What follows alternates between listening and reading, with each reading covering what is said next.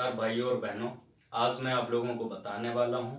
कि माननीय मुख्यमंत्री श्री शिवराज सिंह चौहान जी द्वारा कल एक बड़ा ही फैसला लिया गया कि 10वीं और 12वीं की जो परीक्षाएं रह गई थीं, जो भी विषय ऐसे हैं कि जिनकी परीक्षाएं आयोजित नहीं की गई थीं, वह परीक्षाएं होंगी या नहीं होंगी। तो माननीय शिवराज सिंह जी ने निर्णय लिया है कि 10वीं के जो सब्जेक्ट रह गए थे उनमें से किसी भी विषय की परीक्षाएं आयोजित नहीं की जाएगी और जो 12वीं कक्षा के जितने भी विषय रह गए थे उनकी परीक्षाएं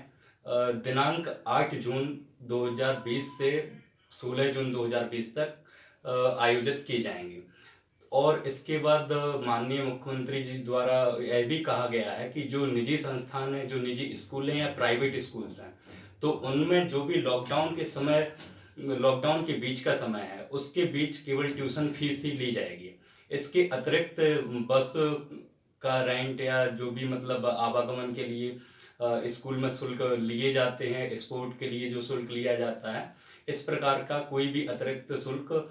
किसी भी विद्यार्थी से नहीं लिया जाएगा। तो इस फैसले का हम दिल से स्वागत करते हैं। बहुत ही अच्छा फैसला है माननीय मुख्यमंत्री जी का। और मैं उनसे यह अपील करना चाहता हूं कि जैसे किसी भी राजनेता जो भी मतलब आते हैं, जिनकी भी बड़ी बड़ी रैलियां होती हैं, तब उनके लिए आवागमन की प्रॉपर व्यवस्था होती है। और जितने भी लोग उस रैली में उपस्थित होते हैं, तो काफ़ी बार हमने देखा है कि वहाँ पे रैलियों में चाय नाश्ता और कभी कभी भोजन की भी व्यवस्था रहती है। तो मैं मुख्यमंत्री जी से यह अपील करता हूँ कि अभी जो मजदूर, प्रवासी मजदूर अपने घर आ रहे हैं, तो उनके लिए भी भोजन पानी की व्यवस्था कराएं और उनके लिए जितना भी सहयोग हो सकता है करने का कष्ट करें। और जितने भी नेता हैं, जो छोटे नेता हैं, जो खुद को नेता समझते हैं और कोई विधायक या मंत्री या जो भी हैं नेता, उनके आगे पीछे घूमकर सेवाएं देते रहते हैं, रैलियां कंडक्ट कराते हैं, तो मैं उन सभी छोटे मोटे नेताओं से भी अपील करता हूं कि यह समय है कि आप लोगों को थोड़ा सपोर्ट करना चाहिए। जब आप रैलियों के लिए समर्थन करते हैं तो यह अभी एक ऐसा समय है कि जब वाकई में आप लोगों की आवश्यकता है, तो इस वक्त आप लोगों को अपना फर्ज अदा करना चाहिए, वो भी मजदूरों के लिए। जितना भी हो सकता है छोटा कैंपेन लगा के, चूंकि लॉकडाउन का समय है, तो मैं ये नहीं बोलूँगा कि एक भीड़ इकट्ठा करें उसके बाद जाके आप लोग अपनी सर्विस दें, लेकिन हाँ, जितना भी संभव है उतना आप लोगों को प्रयास करना चाहिए। और मैंने अभी देखा है कि हम लोग सोशल नेटवर्किंग पे जैसे ही फेसबुक ओपन करते हैं या इंस्टा ओपन करते हैं या यूट्यूब ओपन करते हैं, तो हमें तमाम राजनीतिक जो लोग हैं उनकी तमाम पोस्टें देखने मिल रही हैं कि प्रवासी मजदूर जो भी घर लौट रहे हैं उनकी बिल्कुल भी सहायता नहीं की जा रही है। तो मैं आप लोगों से यह निवेदन करना चाहता हूं कि जितना हो सके उन लोगों की सहायता करें, ना कि पोस्ट के माध्यम से किसी भी राजनीतिक जो गड़बड़ी है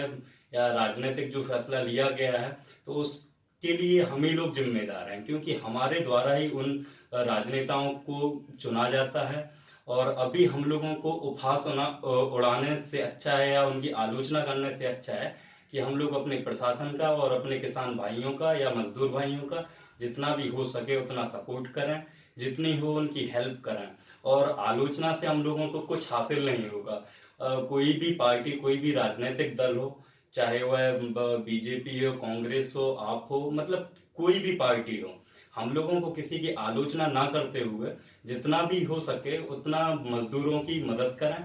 और एक और जैसे हम लोग अभी मैं बात करना चाहता हूं, चूंकि ये वक्त ऐसा है कि पोस्टें देख के ना दिमाग खराब होता है, तो मैं आप लोगों से अब बात करना ही चाहता हूं कि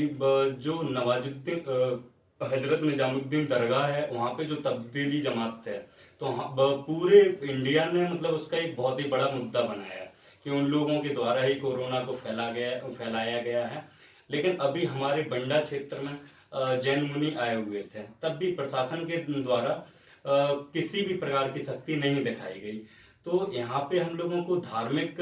मुद्दा बनाने से अच्छा है कि हम लोग अपने अपने धर्म की सुरक्षा करें, दूसरे के धर्म का अपमान ना करें कि उस धर्म में लोग ऐसा कर रहे हैं या इस धर्म में लोग ऐसा कर रहे हैं। धर्म कोई भी हो, यह एक ऐसा समय है कि हम लोगों को एकजुट होकर अपने देश के प्रति जो भी ड्यूटीज़ हैं, जो भी कर्तव्य हैं, उसको निभाना चाहिए, ना कि एक दूसरे की आलोचना करनी चाहिए और इसको धार्मिक मुद्दा ना बनाएँ। मेरे कहने का मतलब ये है। और जितना भी हो सके हम लोग मज़दूरों की सहायता करें और पुलिस प्रशासन से भी मैं ये अपील करना चाहता हूँ। कल जैसे ही मैं चैम्बर की तरफ आ रहा था, तो मुझे तकरीबन 10 से 15 मज़दूर बस स्टैंड के पास दिखे, जो कि दिल्ली से वापस आए हुए थे। तो पुलिस के द्वारा मतलब उनकी हेल्प करने की बजाय उन्हें काफ़ी परेशान किया जा रहा था। फिर उसके बाद मैंने गाड़ी रोकी, उनसे पूछताछ की कि आप लोग कहाँ से आ रहे हैं और उनके लिए भोजन की भी व्यवस्था कराई। तो जितना हो सकता है हम लोग सहयोग करें और ऐसा नहीं मैं आप लोगों को यह बता के या मतलब जताना चाहता हूँ कि मैं कुछ कर रहा हूँ, ऐसा बिल्कुल भी नहीं है। मैं ये बताना चाहता हूँ कि आप लोग किसी का हास्य बनाने से अच्छा है, किसी का उपहास करने से अच्छा है कि आप लोग खुद को देखें पहले कि आप लोग एक अपनी ड्यूटी फुलफिल कर रहे हैं या नहीं कर रहे हैं। हम लोग अधिकारों की मांग करते हैं, लेकिन यदि आपके द्वारा अपने कर्तव्य पूरे नहीं किए जा रहे हैं, तो हमारा बिल्कुल भी मतलब यह कर्तव्य नहीं बनता है कि मतलब हम दूसरे का उपहास उड़ाएं, दूसरे की आलोचना करें, क्योंकि यह एक बहुत ही बड़ा मुद्दा है।